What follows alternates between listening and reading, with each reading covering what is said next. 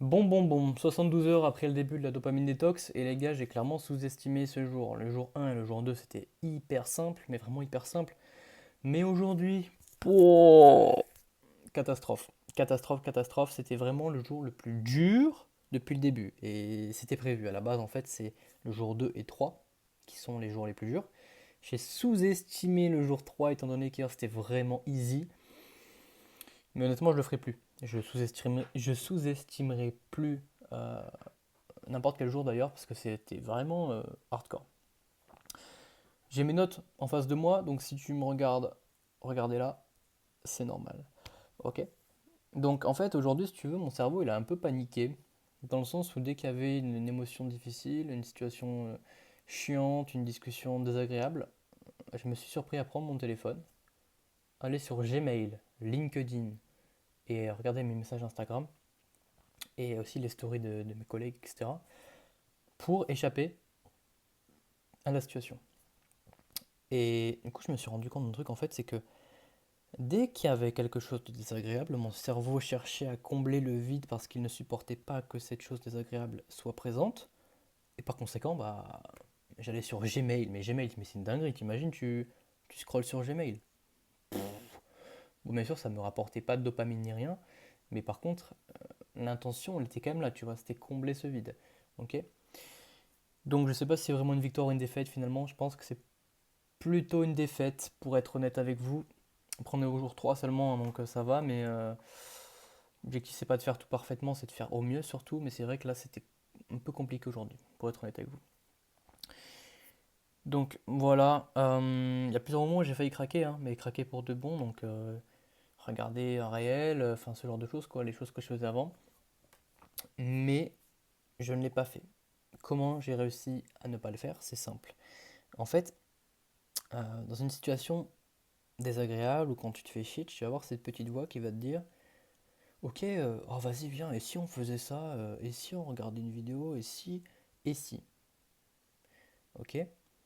Et en fait, cette petite voix-là qui me disait de faire une action pour justement éviter la présence, en fait, finalement, je ne l'ai pas jugé, j'ai rien fait, je l'ai observé, et je me suis dit à l'intérieur: ok mec, écoute-la pas, c'est pas toi cette voix, écoute pas cette voix.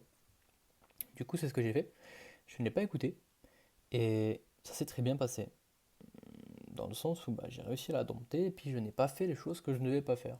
Ok.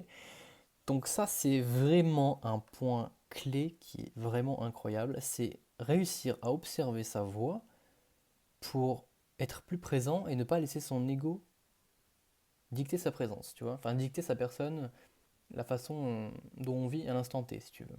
Parce que là, j'étais moi-même en fait, étant donné que j'ai observé la voix dans la tête. Parce que si vous ne savez pas, en fait, la voix qui est dans votre tête, ce n'est pas vous. C'est une voix. Ce n'est pas vous. C'est votre ego, c'est l'identité que vous vous êtes créée depuis toutes ces années, mais ce n'est pas vous. Donc écouter cette voix-là, ça veut dire que vous donnez de l'importance à la personne que vous avez créée de toutes pièces depuis toutes ces années, qui n'est pas vraiment vous en fait. C'est toutes vos croyances, tous vos schémas, tous vos patterns qui font que vous êtes telle ou telle personne. Et aujourd'hui, c'est une des raisons pour lesquelles je ne suis pas rentable déjà, et c'est aussi sûrement une des raisons pour laquelle pardon, vous n'êtes probablement pas au point où vous voulez être dans votre vie. Donc si tu fais du trading, c'est être rentable. Si tu vas à la salle, c'est bah, ne pas avoir de muscles, par exemple parce que peut-être tu voulais aller à l'échec sur tous les exercices alors que tu sais très bien que dans ton programme pardon, il ne faut pas aller à l'échec dans tous les exercices. Ok. Donc c'est vraiment cette voie, le fait d'observer cette voie qui permet de se dissocier de ces schémas et donc d'avancer. Et ça c'est une dinguerie les gars, vraiment, mais full value là dans cette vidéo, ça fait 4 minutes 27, full value. Ok. Donc ce que j'ai appris sur mon cerveau, comme je t'ai dit, c'est simple en fait. Le cerveau, il va tout le temps chercher une façon de fuir les éléments désagréables, les situations désagréables. Et c'est vrai qu'en y repensant, à chaque fois que je prenais un SL, j'avais tendance à aller scroller, à aller mettre une vidéo YouTube. Pareil, quand j'étais dans la rue et que je me sentais pas forcément ancré, pas forcément présent, bah, je voulais mettre de la musique, je voulais mettre un podcast pour échapper la sensation, pour échapper le fait que je me sente pas bien dans l'instant T. Sauf que non, si tu te sens pas bien dans l'instant T, c'est qu'il y a une raison. Et cette raison, il faut l'affronter. Si tu l'esquives à chaque fois, si tu la fuis à chaque fois, tu vas jamais avancer. Est-ce que j'ai un exemple par rapport à ça? Ouais, supposons que tu sois footballeur professionnel, mais que tu sois rincé au corner, et que tu sais que tu dois faire des corners pour devenir meilleur, sauf que tu ne veux jamais faire ces corners, parce que tu as peur justement de les échouer. Tu ne deviendras jamais bon au corner, on est bien d'accord. Et là c'est pareil. Si par exemple t'es pas bon socialement parlant et que tu te sens mal dans tout ce qui est groupe, etc., avec des personnes diverses et variées, et qu'à chaque fois tu fuis justement cet environnement, bah, tu ne seras jamais bon socialement étant donné que tu fuis à chaque fois cet environnement. Je sais pas si tu captes, mais pour moi ça make sense après, normalement toi aussi. Donc voilà ce que j'ai appris un petit peu sur mon cerveau. Donc c'est vraiment la fuite. Et le jour 3 ouais, c'est le jour le plus hardcore, quoi. Donc le jour 4 normalement, ce sera beaucoup plus simple. Dans tous les cas, j'ai pas trop le choix en fait, hein. Ce sera simple ou plus dur. Enfin, même si c'est plus dur, ça ne va rien changer. Demain, je taffe en plus. Donc je vais me faire chier, hein. Parce que si vous ne savez pas, je suis plongeur le week-end en CDI à temps partiel parce que pour trouver un logement, sinon c'est la galère si t'as pas d'emploi fixe, même si rien n'est fixe, hein, merci la France. Et du coup, ouais, je suis plongeur, sauf que faire la plonge sans musique, sans stimulation, t'es seul avec tes pensées pendant 4 heures, c'est ce que je fais depuis 3 jours d'ailleurs, bah c'est compliqué, c'est compliqué. Mais par contre, c'est ces moments-là que tu as les meilleures illuminations, aussi bizarre que celui-là puisse paraître.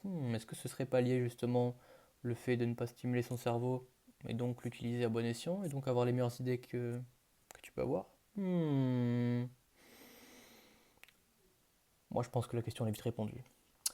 Donc voilà, honnêtement, c'était une bonne journée, hein. Franchement, je me sens pas non plus spécialement fier ou quoi. Parce que comme j'ai dit, en vrai, je trouve que c'est quand même un échec cette journée. Mais par contre, j'avance vraiment bien, tu vois. Donc ça, c'est vraiment le principal. Et putain, mais le calme que tu ressens quand tu ne stimules pas ton cerveau, dinguerie. C'est un peu comme quand tu vas à la salle, que tu t'es dégommé les jambes, avec pré-workout, musique à fond, tu vois, gros art style, etc. Et que tu rentres chez toi et tu ne mets pas de musique. Tellement que tu t'es donné à la salle, tu ne mets pas de musique. Si tu vas à la salle, tu sais de quoi je veux parler. Et bah, c'est cette sensation-là, ce calme, cette plénitude que tu ressens, mais tout le temps. Tout le temps. Bon, sauf bien sûr quand il y a les pulsions qui arrivent, forcément. Mais sinon, globalement, je pensais que ça allait être quand même plus dur que ça, honnêtement. Mais tant mieux, on n'est pas là non plus pour chercher à rendre ça le plus difficile possible. Parce qu'on veut juste devenir meilleur en fait. Et puis voilà. Donc là, on est le 4 du 12, donc 4 décembre à 20h53. Demain, c'est le jour 4. Euh, on verra ce que ça donne, on verra ce que ça donne. Et puis, je vous tiens au jus. Normalement, je devais faire une vidéo le jour 7, donc J plus 7. Sauf que bah, là, je me suis dit, je vais faire la vidéo aujourd'hui parce qu'en fait, le jour était tellement hardcore que. Ouais, le manque, les pulsions, bref, tout revient x10, c'est n'importe quoi. Enfin bref, je vous fais des bisous et puis à bientôt. Soit demain si c'était vraiment compliqué, soit à dans 6 jours. Ciao ciao.